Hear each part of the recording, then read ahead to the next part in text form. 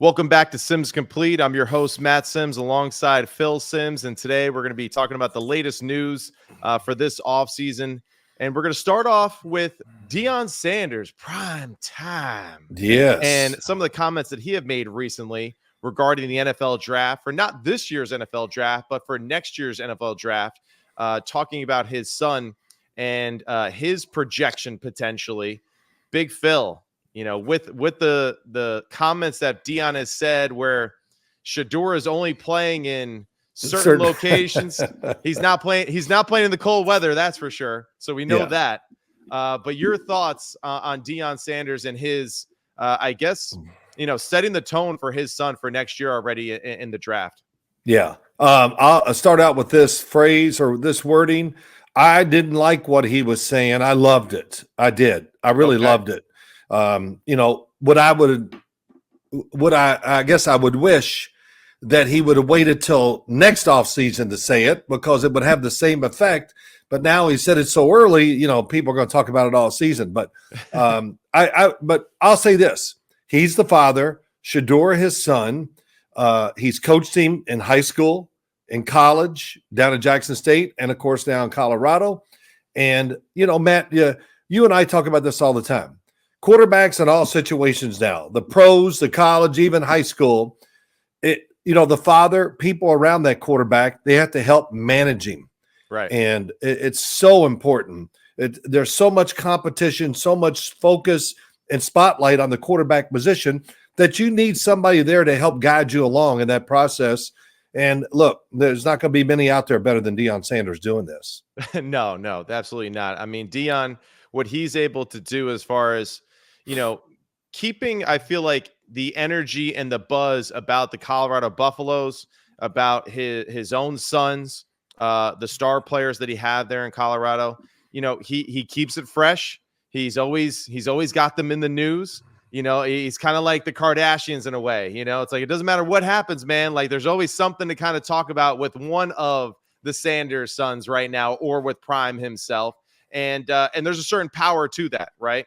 Now, Absolutely. At times, I think people do get a little, that oversaturated feeling of there's always something going on. But I think he also understands, too, just the entertainment aspect of it. He's a unique voice right now. He, is, whether you love him or you hate him, he's super authentic. He's comfortable with who he is. And I'd say so. He did the same exact thing even when he was a football player coming out in the draft, right? I mean, he was basically saying, like, how was the story goes? He told the story about how one team called him and he's like, hey, man, that's great that you like me and you want to draft me, but I won't be there when you pick. And, I think he understands just the game within the game very well. Right. I think he understands, too, that, ultimately the only one that's going to protect his son, first and foremost, is himself. Yeah. And I think he understands that part of it extremely well. Well, let me say this. Yeah, go ahead. No, go ahead. Well, I just want to say, look, I have followed his son and Deion in his coaching career and Shedeur's playing career. I saw him on TV a couple of times, I think, when he was in high school. And I was like, okay, he's kind of got the look, but I didn't come away going, wow, he's going to be a pro quarterback. Then I saw him down at Jackson State.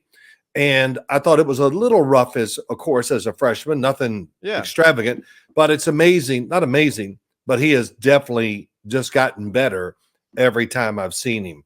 And then I thought last year at times watching him play for Colorado, I just said, wow, he's a pro quarterback. And not only a pro quarterback, a pro quarterback's going to be drafted high. Yeah, for sure. He definitely has a lot of the talents and the attributes that you look at that you want to see in a pro quarterback and a high caliber pro quarterback. Right. The whole discussion about Jaden Daniels this offseason and his frame and those things, I think some of those questions will come up for Shedeur as well, because he is also a slimmer frame type of player. But, you and I, we have said this multiple times on this show when we discuss quarterbacks. We just don't give a damn anymore. If you can play, you can play. And, it's up to the quarterback, too, in protecting himself as much as it is the coaching staff protecting him, too. And I'm sure that's what a lot of evaluators, too, this year will be excited to see for Shedeur right? And the Colorado offense as a whole. Shedeur took a lot of hits last year. Some of them were because the offensive line play was subpar. Some of them were because he's trying to create because they're in shootout type of games. Yeah. So I think a lot of evaluators will be kind of looking and queuing on that to see if he improves in that field, to see too if even the coaching staff improves in that field too, and protecting him and being more creative in the offense and making sure that he's not taking that many unnecessary hits. Good thrower in the pocket, real tall. He's long-limbed. He does a really good job throwing the football down the field. He moves well. He's not like a super agile, creator with his feet, but he's good enough. He's good enough.